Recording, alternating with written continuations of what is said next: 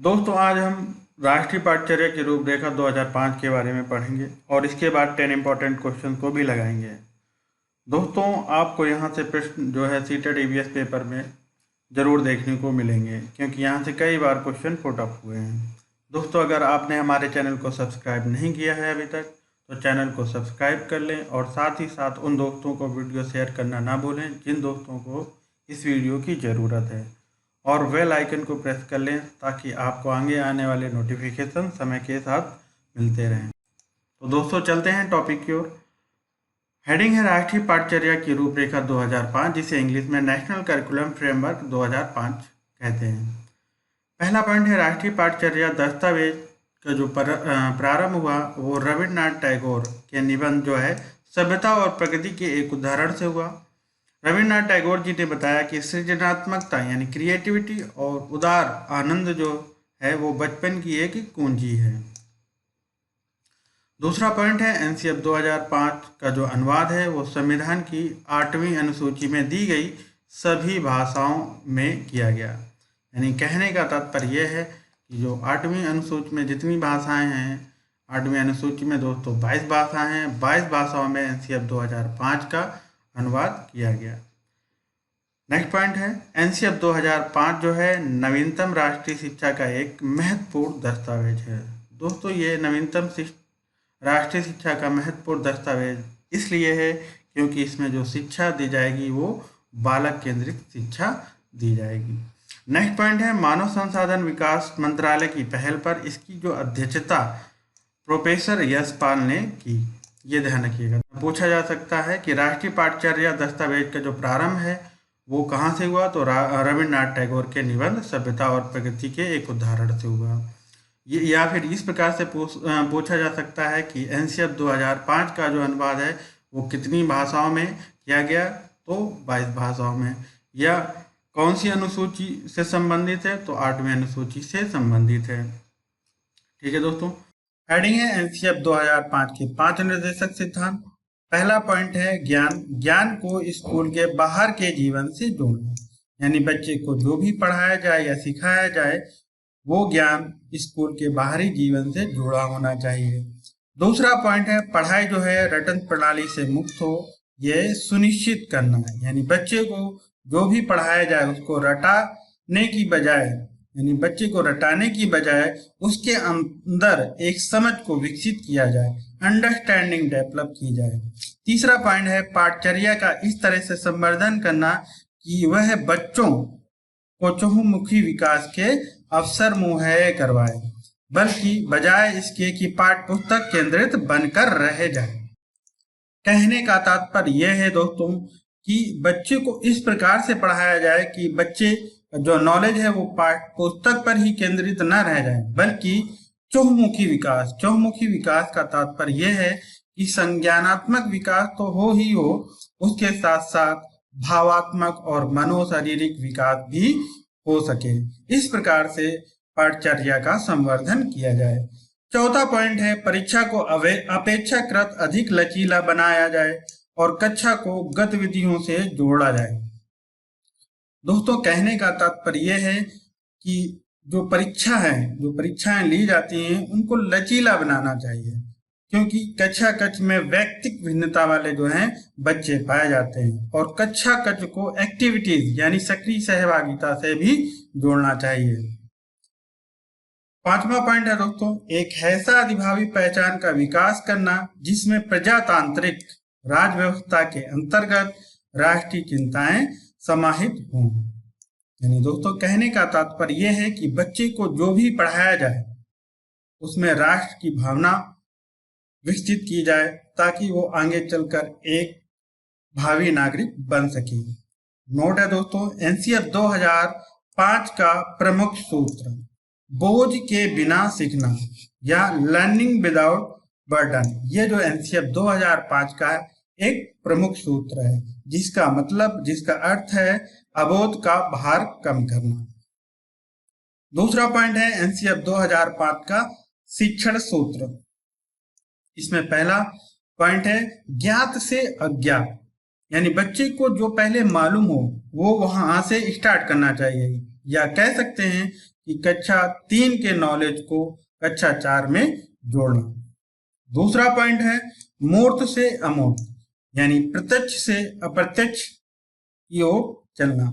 यानी ये 2 शिक्षण सूत्र दिए गए एनसीएफ 2005 के द्वारा। दोस्तों ये वेरी वेरी इंपॉर्टेंट पॉइंट है, इसको आप स्क्रीनशॉट ले लीजिए, यहां से क्वेश्चन डायरेक्ट बन जाते हैं। दोस्तों हेडिंग है राष्ट्रीय पाठचर्या की रूपरेखा 2005 या एनसीएफ 2005। एनसीएफ 2005 में एनसीईआरटी द्वारा national council educational research and training के द्वारा क्लास 3rd to 5th यानी कक्षा 3 से 5 में पर्यावरण अध्ययन के पाठ्यक्रम को एकीकृत स्वरूप प्रदान करने के लिए 6 विषय क्षेत्रों को पहचान कर एकीकृत किया गया, जिसे थीम अथवा प्रकरण कहा गया।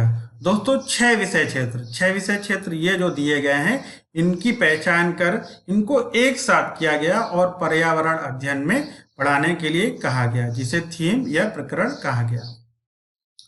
पहला पॉइंट है परिवार एवं मित्र। परिवार एवं मित्र थीम के अंतर्गत उप प्रकरणों को रखा गया, जिसमें से पहला पॉइंट है पौधे एवं जानवर।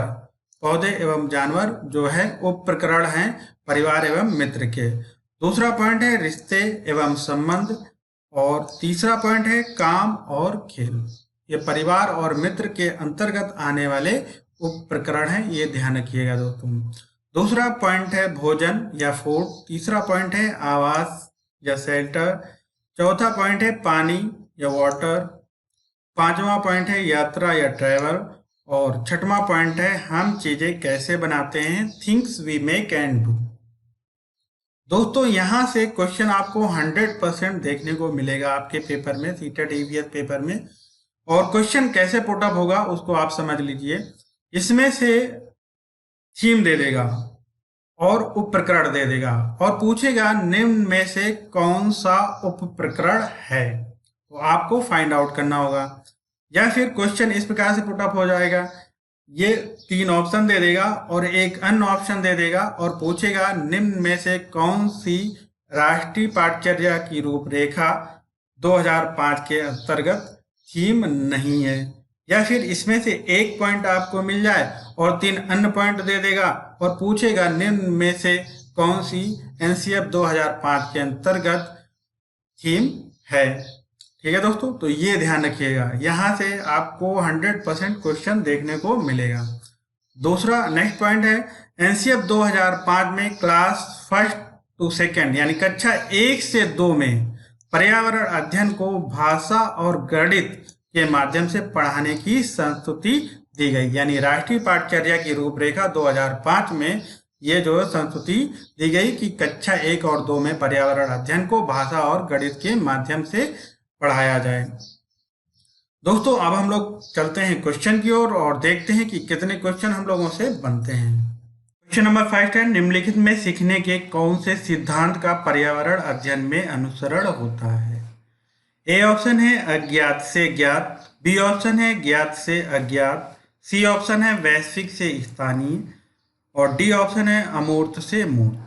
तो दोस्तों एनसीएफ 2005 के अनुसार यानी राष्ट्रीय पाठचर्या की रूपरेखा 2005 के अनुसार जो है ज्ञात से अज्ञात सिद्धांत का जो है पर्यावरण अध्ययन में अनुसरण होता है।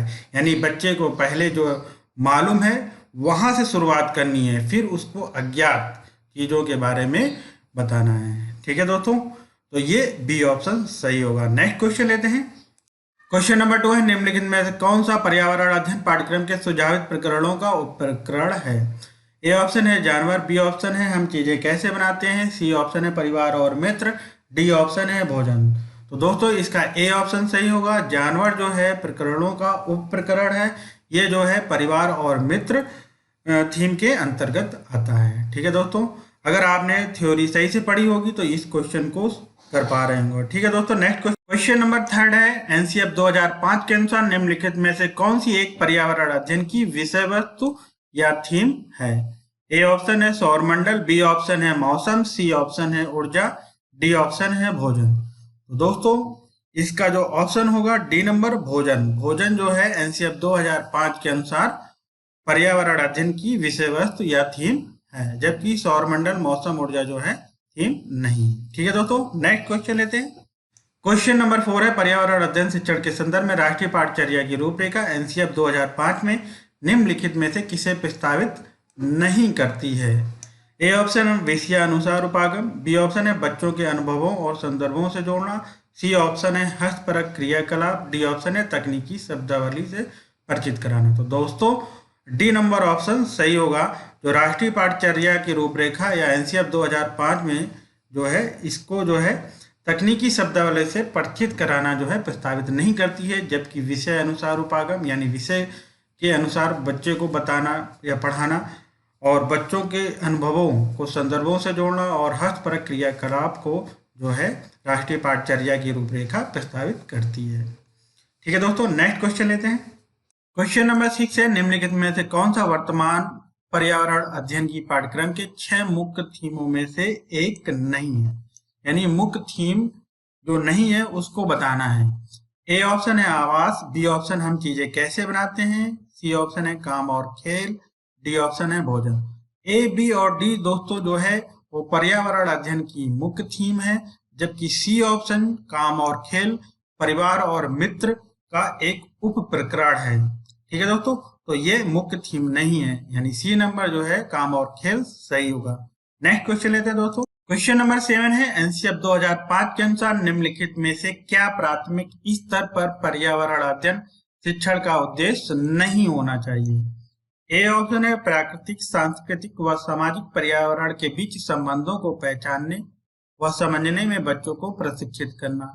ये दोस्तों उद्देश्य है और इसमें पूछा गया है उद्देश्य नहीं है। एनसीएफ 2005 के अनुसार पर्यावरण अध्ययन शिक्षण का उद्देश्य नहीं है, वो पूछा गया है। तो देखते हैं फिर नेक्स्ट ऑप्शन। बी ऑप्शन है पर्यावरणीय समझ के द्वारा बच्चों में सटीक संख्यात्मक कौशलों का विकास करना। तो दोस्तों एनसीएफ 2005 के अनुसार पर्यावरण अध्ययन शिक्षण का उद्देश्य तो पर्यावरणीय समझ के द्वारा बच्चों में सटीक संख्यात्मक कौशलों का विकास करना जो है संभव नहीं होता है। ठीक है दोस्तों, तो ये बी ऑप्शन जो है एनसीएफ 2005 का पर्यावरण अध्ययन शिक्षण का उद्देश्य नहीं है। ठीक है दोस्तों, नेक्स्ट क्वेश्चन लेते हैं। क्वेश्चन नंबर 8 है, एनसीएफ 2005 प्राथमिक स्तर पर पर्यावरण अध्ययन शिक्षण का प्रमुख उद्देश्य होना चाहिए, यानी प्रमुख उद्देश्य क्या होना चाहिए? ए ऑप्शन है विषय की आधारभूत संकल्पनाओं की आधारभूत समझ का विकास, बी ऑप्शन है विषय के आधारभूत सिद्धांतों को स्मरण करना, सी ऑप्शन है कक्षीय अधिगम को विद्यालय के बाहर के जीवन से जोड़ना और डी ऑप्शन है स्वतंत्र रूप से प्रयोग करने की कुशलता अर्जित करना। तो सी ऑप्शन दोस्तों सही होगा कि कक्षीय अधिगम को विद्यालय के बाहर के जीवन से जोड़ना। अगर बच्चों को कक्षा में जीव जंतु के बारे में पढ़ाया जा रहा है तो उनसे जो उनकी परिवेश से संबंधित जीव जंतु हैं अगर उनके बारे में बताया जाएगा तो वो उसको क्या करेंगे और अच्छी तरीके से समझ पाएंगे। ठीक है दोस्तों, तो इसी ऑप्शन सही होगा कक्षीय अधिगम को विद्यालय के बाहर के जीवन से जोड़ना जो है एनसीएफ 2005 का प्रमुख उद्देश्य है पर्यावरण अध्ययन शिक्षण के लिए। ठीक है दोस्तों, नेक्स्ट क्वेश्चन नंबर 9 है, एनसीएफ 2005 के अनुसार निम्नलिखित में से कौन सी एक पर्यावरण अध्ययन की विषय वस्तु या थीम नहीं है? ये बताना है दोस्तों। इसमें सी ऑप्शन जो ऊर्जा है वो पर्यावरण अध्ययन की जो है विषय वस्तु या थीम नहीं है, जबकि परिवार और मित्र, आवास और भोजन जो है एनसीएफ 2005 के अनुसार पर्यावरण अध्ययन की विषय वस्तु या थीम है। ठीक है दोस्तों, नेक्स्ट क्वेश्चन है। क्वेश्चन नंबर 10 है दोस्तों, निम्नलिखित में से कौन सा पर्यावरण अध्ययन के संबंध में सच नहीं है या सत्य नहीं है? ये हमें बताना है। ए ऑप्शन है पर्यावरण अध्ययन बाल केंद्रित अध्ययन है, ये सत्य है कि पर्यावरण अध्ययन जो है वो बाल केंद्रित अध्ययन है। बी ऑप्शन है पर्यावरण अध्ययन बच्चों को परिवेश में खोजने के अवसर देता है, ये भी सत्य है दोस्तों। सी ऑप्शन है पर्यावरण अध्ययन की प्रकृति एकीकृत है, ये भी सही है क्योंकि पर्यावरण अध्ययन में विज्ञान और सामाजिक विज्ञान दोनों विषयों को एकीकृत रूप से पढ़ाया जाता है। और हमें बताना है सच नहीं है। तो डी ऑप्शन देखते हैं दोस्तों, पर्यावरण अध्ययन वर्णनों और परिभाषाओं पर बल देता है। तो डी ऑप्शन बिल्कुल सत्य नहीं होगा क्योंकि पर्यावरण अध्ययन जो है वर्णनों और परिभाषाओं पर बल नहीं देता है। ठीक है दोस्तों, मिलते हैं नेक्स्ट वीडियो में। अगर वीडियो पसंद आया हो तो लाइक सब्सक्राइब और शेयर करना ना भूलें। जय हिंद, जय भारत।